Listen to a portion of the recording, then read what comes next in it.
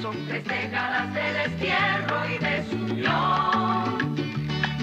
30 años de duro exilio, extranjero domicilio. Qué pena de son que canta. Saludos amigos de Cuba y su historia, parte de la programación en español de la WLRN, Canal 17, Televisión Pública. Mi nombre es Alberto Müller y en el día de hoy Cuba y su historia continúa, una serie que por cierto ha sido popular, hemos tenido muchísimos oyentes y comentarios recibidos sobre la serie. Me refiero a los presidentes de Cuba republicana. O sea, hoy el último programa fue el programa del gobierno de Machado y el de hoy es el post-Machado, porque no hubo un gobierno, hubo varios gobiernos, un momento difícil de entender o una etapa difícil de entender, pero muy fructífera y por supuesto, como siempre, con luces y sombras. Y para adentrarnos en este tema, como ya dije, complicado, obviamente he traído, yo diría el mejor, y además un gran amigo, un gran profesional. Me refiero al doctor Emilio Sánchez, periodista, historiador. Bienvenido a Cuba y su historia, Emilio. Muchas gracias, Alberto. Siempre es grato venir a tu programa. Bueno, además lo dice el título, Cuba y su historia. Ya ahí de por sí hay temas. Mira, entramos en una etapa de la historia de Cuba difícil de entender porque cae Machado, obviamente con la violencia implícita de un dictador como Machado, y viene toda una situación de diferentes personalidades de la política y además viene Summer Wells, vienen toda una serie de factores y vamos a ver cómo tú presentas ese tema porque posiblemente seas el mejor para presentarlo. Bueno, muchas gracias por ese elogio inmerecido, ¿no? Porque por aquí, por tu programa, pasan personalidades brillantes realmente. Yo te pediría que me permitieras retroceder un momento en el tiempo a cuando aún no había caído Machado. Dicen los que saben que los invitados siempre tienen todos los derechos. Bueno, pues muchas gracias. Estamos en 1933, es un año difícil, es un tiempo de enorme violencia en Cuba, es el tiempo de la porra, es el tiempo de los asesinatos a los opositores de Machado, es tiempo de alzamientos mambises, es tiempo de desembarcos armados, de pugnas políticas, es también tiempo de injerencia de Estados Unidos en los destinos de Cuba, lo cual se justificaba porque existía la enmienda Platt. Así que ese es el tiempo que estamos viviendo en el año 33. Es, por cierto, tiempo también de un nuevo presidente de Estados Unidos. Franklin Delano Roosevelt y su nueva política del buen vecino. Bueno, pues Roosevelt envía a Cuba al experimentado diplomático y amigo personal Benjamin Summer Wells con una misión imposible, resolver el problema cubano, resolver esa violencia que casi estaba obligando a una intervención, porque era una situación que estaba fuera de control. Bueno, Summer Wells llega a Cuba y trata de resolver el gran conflicto. ¿Cómo lo hace? Bueno, negociando con las partes implicadas, la parte de Machado, la parte de los revolucionarios, los partidos políticos, etcétera, el ejército, no se ponen de acuerdo, de ahí no sale nada. Él logra bajar un poco los ánimos, pero hasta allí. Pero ocurre que la Confederación Obrera desata una huelga general, que es, digamos, el punto de remache a la situación de Machado. Ya ahí la situación explota de una manera que es incontrolable, y entonces Summer Wells aparece en la historia común, le advierte al ejército que tienen que sacar a Machado. Yo digo que no lo advierte, amenaza, si no sacan a Machado, Estados Unidos va a intervenir. Entonces el ejército ya decide plantarle cara a Machado y decirle, te tienes que ir, te tienes que ir, te tienes que ir. Y Machado se va al día siguiente, que es el famoso 12 de agosto de 1933, un día ahí bien señalado en la historia de Cuba. Pero, desde luego, la partida de Machado hacia Estados Unidos, viene a Estados Unidos, por cierto, moriría tiempo después, en el año 39, en Miami Beach. Machado se va, pero deja el país incendiado. ¿Y de qué manera? Entonces, bueno, Somerville se ve un poco frustrado porque él había arreglado las cosas de manera tal de que Machado dejara para sustituirlo al jefe del ejército. El jefe del ejército, el coronel Herrera, de una manera un poco rara, queda como al frente del país. Lo habían nombrado secretario de Estado, Machado. Y él, como secretario de Estado, le corresponde, cuando no hay presidente, es el presidente provisional. En este caso, menos legitimado que los anteriores y los que vienen después. Bueno, pues entonces, Herrera no tiene el apoyo de nadie, ni de los revolucionarios, ni de Estados Unidos, ni de nadie. Y entonces, pues la jugada es, bueno, vamos a nombrar otro secretario de Estado para que sea presidente provisional. Y nombran entonces a Carlos Manuel de Céspedes, que es hijo de Carlos Manuel de Céspedes, el padre de la patria. Bueno, Carlos Manuel de Céspedes, desde luego, un diplomático de experiencia, no logra demasiado en su tiempo como presidente provisional, que fueron 20 días. Su mayor logro fue la derogación de la Constitución de 1928, la Constitución de Machado. La que intentó Machado, inventó Machado. La inventó Machado. Entonces, él quita esa Constitución, la deroga, y reinstaura la Constitución de 1901. Ya, ese es el gran mérito que tiene Céspedes. Quiero hacerte una interrupción. A ver.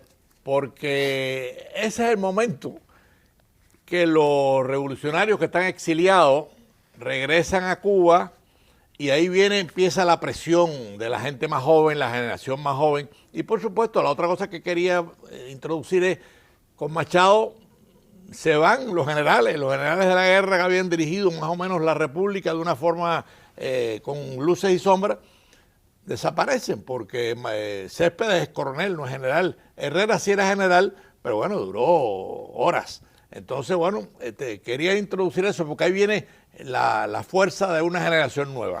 Esa nueva generación no se conformaba con que hubiera solamente un traspaso de poder. No se conformaba con la ida de Machado. Querían cambios. Son los estudiantes universitarios, el directorio estudiantil universitario. Y lo resumían con una frase: queremos completar el programa frustrado que Martí no pudo realizar, el programa del Manifiesto de Montecristi. Esa es la inspiración de los estudiantes en esos momentos. Queremos cambios revolucionarios. Y estamos en agosto todavía, el 22 de agosto sale publicado un manifiesto firmado por los estudiantes y por militares. Después veremos quiénes son esos militares. Sí. En el que piden un cambio revolucionario. Bueno, estos militares no son altos oficiales, son oficiales de baja categoría, son sargentos. Los sargentos. Esa sargentería se rebela contra los oficiales y quiere cambio. Al principio eran solamente pequeñas reformas, pero pronto se van a radicalizar. Así que el 4 de septiembre se da un golpe de Estado por parte de estos militares que toman los cuarteles de La Habana y ahí conocemos a Batista. Y aparece un individuo que después va a tener una participación decisiva y fundamental en la historia de Cuba: Fulgencio Batista y Saldívar. Ese grupo que da el golpe de Estado entre militares y estudiantes nombra una comisión ejecutiva de 5 miembros para dirigir el país.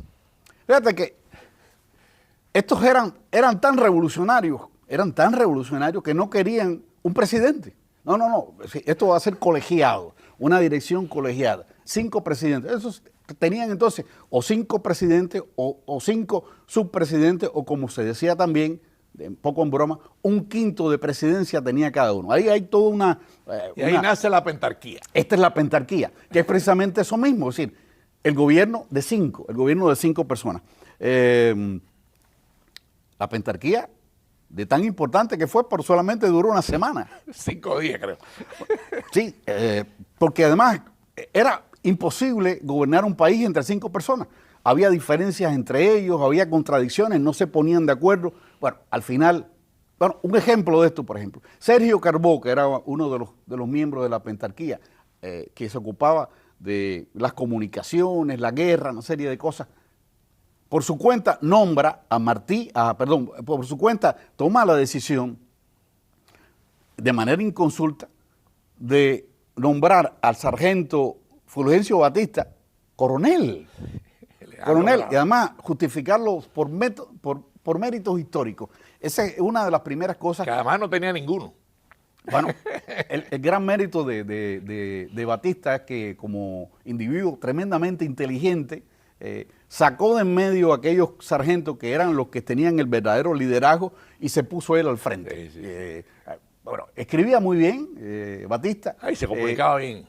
Tenía cierta facilidad de oratoria y era muy hábil, muy hábil. Y eso explica también su desempeño después, porque además él tenía que lidiar con médicos, con ingenieros, y bueno, yo creo que se los llevó delante a todos. Bueno, es interesante porque en la formación de la pentarquía, alrededor de la formación de la pentarquía, hay algunas personalidades que van a desempeñar también puestos importantes en el futuro. Está, por ejemplo, Raúl Roa, Aureliano Sánchez Arango, y el que hace el anuncio, que tiene que ver con la pentarquía, es nada menos que el estudiante Carlos Prigo.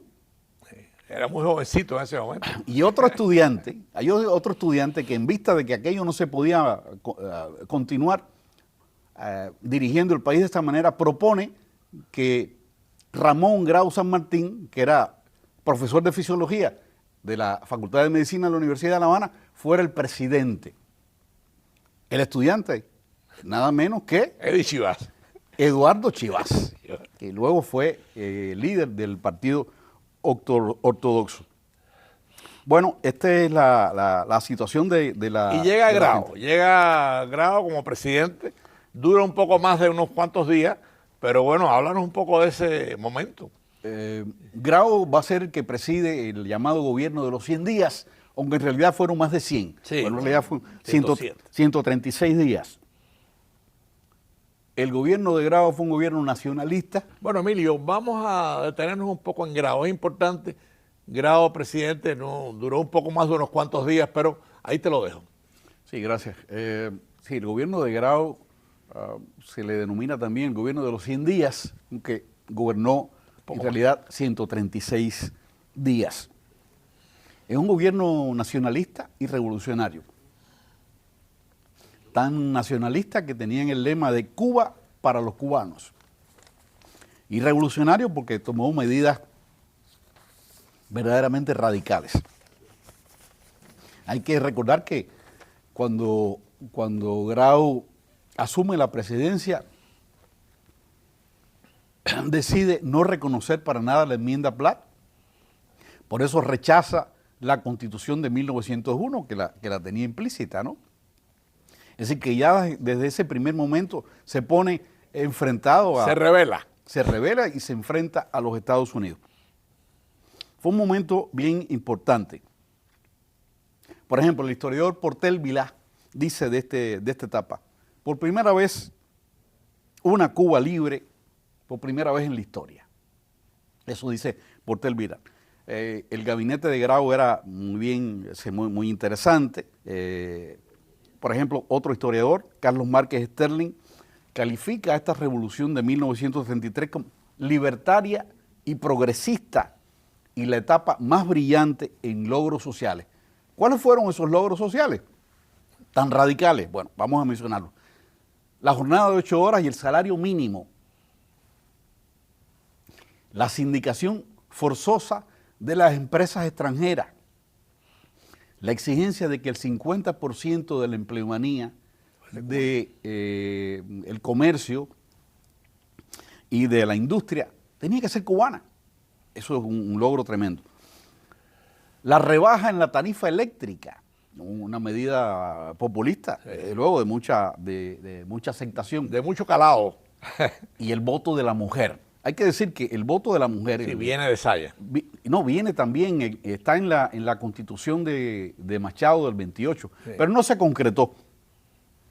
A partir de aquí está en la Constitución y la mujer tiene derecho no solamente a votar, sino a ocupar puestos públicos. Y esta es la etapa en que empiezan entonces las alcaldesas en Cuba. Es una etapa muy bien interesante. ¿Quién es el que está al frente de los cambios? ¿Quién es el que incluso dijo, yo era el que le ponía delante a Grau la decisión para que él la firmara? Eso es importante, vamos a ver.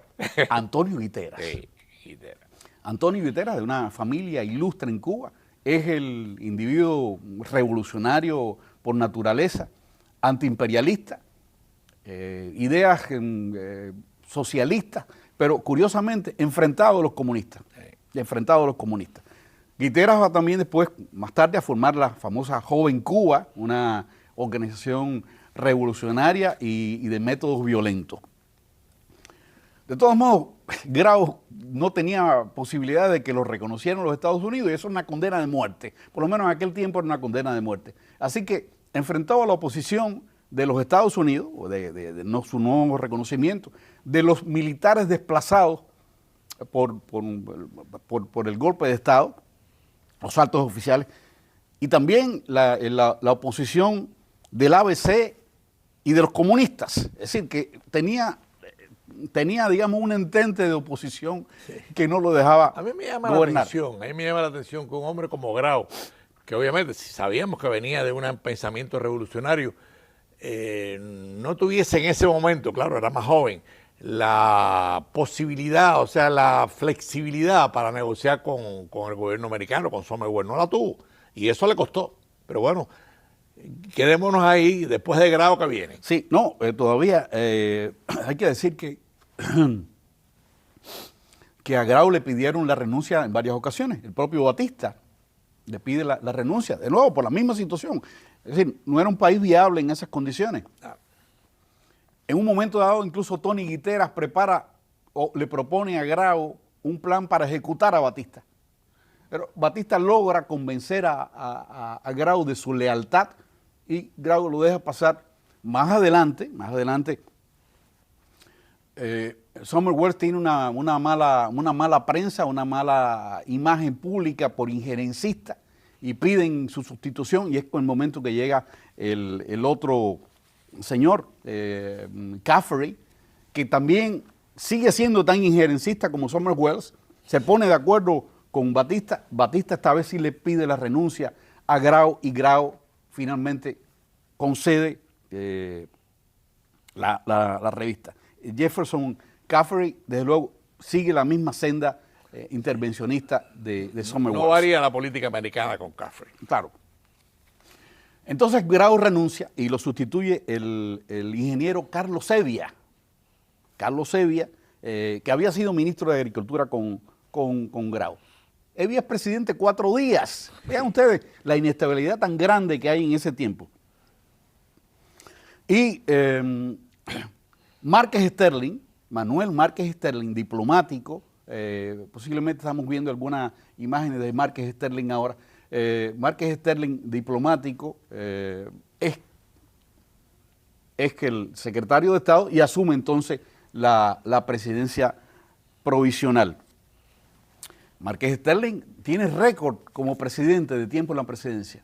6 horas, desde las 6 de la mañana hasta las 12 del día. Márquez Sterling se pone de acuerdo con los factores, bueno, los factores que habían participado en la mediación, en todos estos procesos, y logran entonces nombrar a un nuevo presidente. En este caso va a ser el coronel Mendieta, posiblemente lo vean también en pantalla. Mendieta es médico, aunque no ha ejercido, pero es un coronel de la guerra mambisa. Mendieta se ha alzado en 3 ocasiones. Es un presidente combativo, se alzó contra Estrada Palma por el fraude electoral, se alzó contra Mario García Menocal por otro fraude electoral y se alza en el año 31 contra Machado y se va con Menocal a las montañas. Entonces, este es el individuo que eligen. Pero Emilio, ¿lo hace bien? Lo hace más o menos bien, Incluso es el que más tiempo demora en aquella circunstancia. Está 2 años, como presidente. Y desde luego tiene el reconocimiento de Estados Unidos y tiene a Batista detrás. Es decir, que puede más o menos gobernar. El logro más importante de Mendieta, sin embargo, es la abrogación de la enmienda Platt al firmarse un tratado, el nuevo tratado de reciprocidad entre Cuba y Estados Unidos. Gracias, a la labor fina, desde luego, primero del nuevo presidente, un nuevo presidente que está en su política Estados Unidos. del buen vecino, y las artes diplomáticas de Márquez Sterling, que está de embajador en Washington, y desde luego Cosme de la Torriente, que es secretario de Estado, coronel Mambí, que después va a desempeñar un tiempo, una misión importante al frente de la SAR, que tú recordarás, la Sociedad de Amigos de la República, también en trajines de mediación con Batista. Bueno, la fecha es importante, 29 de mayo de 1934, cuando el Senado de Estados Unidos aprueba ese tratado de reciprocidad. Es decir, es un logro extraordinario la abrogación de la enmienda Platt, pero a fin de cuentas la injerencia prosiguió y la violencia también. Es decir, aunque Mendieta tiene un gobierno de coalición, tiene opositores entre los estudiantes, los comunistas, los graucistas, y para colmo ya declaran una huelga general en el año 35, que es fuertemente reprimida. Incluso hasta el propio Mendieta y Cosme de la Torriente son objeto de atentados con bombas. Es decir, imagínense ustedes un país, esto es un magnicidio, magnicidio, ¿no? Ese es el país que teníamos en ese tiempo. Hay después una gran masacre de miembros del ABC que se deciden desfilar por el malecón para demostrar su fuerza y su arraigo entre las masas, y los comunistas y miembros del PSP los tirotean por la calle y hay numerosos muertos. ¿Querías decir algo? Pero yo quería decir, porque es interesante que Mendieta, que resume el radicalismo de Grau con la enmienda Platt, la negocia. O sea, que lo dijimos al principio del programa, ¿cómo Grau no supo negociar? Porque obviamente todas estas cosas hay que negociarlas. Mendieta las negoció, claro, estaba don Cosme de la Torriente, pero también estaba don Cosme ya en época de Grau. Sí. Pero Grau no pudo, no supo, no sé si la juventud, la influencia de los estudiantes, pero Mendieta lo logra y es interesante resaltarlo, ¿no? Claro, volvemos, sí. Grau lo que está en el poder son 4 meses, sí. Y en realidad la negociación de la enmienda Platt para abrogarla antecede al periodo de Mendieta. Se venía trabajando. Bueno, Emilio, ¿y qué viene después de Mendieta? Porque el tiempo ya no queda corto. Bueno, pues Mendieta tiene que renunciar, y lo hace en diciembre de 1935. Lo sustituye un individuo que probablemente muchos televidentes ni siquiera lo han oído mencionar, José Agripino Barnett. Barnett, político y diplomático, había sido secretario de Estado con Grau y con el propio Mendieta. Él prosigue el proceso eleccionario que había iniciado Mendieta. Mendieta había convocado elecciones, pero no puede con aquello. Dice, mira, me voy al campo, me voy a mi finca, voy a trabajar la tierra, no puedo con esto. Lo sustituye Agripino Barnett y concluye bien con unas elecciones, le entrega el poder a Miguel Mariano Gómez, que había sido promovido por Batista. Batista es la figura fuerte que está moviendo atrás detrás del telón a los títeres. Y Miguel Mariano había vencido a Menocal. De nuevo, la ambición de Menocal. Es decir, Menocal no se conformó en estar 2 periodos. Yo quería interrumpirte, nos quedan 2 minutos y me gustaría hacer una evaluación de la etapa, de todos estos presidentes de Díaz, de Pentarquía, Batista y por supuesto al final Barnett. Una evaluación de esta época. De toda esta época. Mira, es una época de gran inestabilidad. Ya se ha visto por los tantos presidentes. Por ejemplo, para decir algo, desde el año 33 al 36 hay 7 presidentes provisionales y en el mismo año 36 hay 3 presidentes en Cuba. 1 provisional y 2 constitucionales. Tú te vas a encargar de eso. Es la idea, es la etapa en que se instaura en Cuba el concepto para siempre de la revolución, de la necesidad de revolución, del revolucionario y de la identificación entre revolución y violencia y entre revolucionario y actor violento en la búsqueda de los cambios. Hay que decir, por ejemplo, Portel Vilá habla, para referirse a la etapa de esta del 33, de una orgía de sangrientas e implacables represalias. Bueno, lamentablemente, Emilio, el tiempo se nos fue. No sé si te queda alguna frase. Me queda algo decir.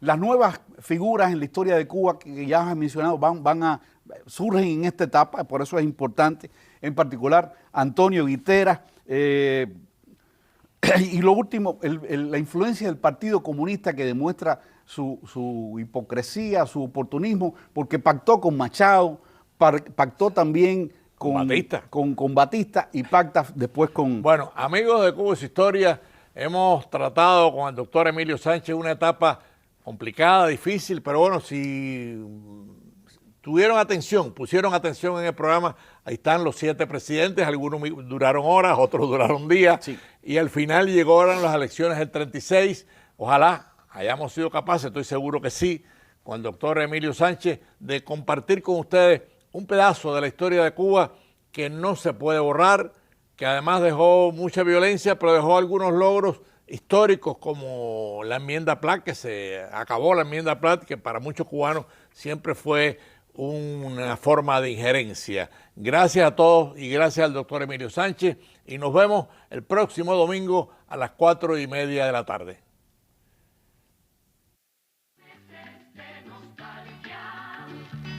Son 3 décadas de destierro y desunión.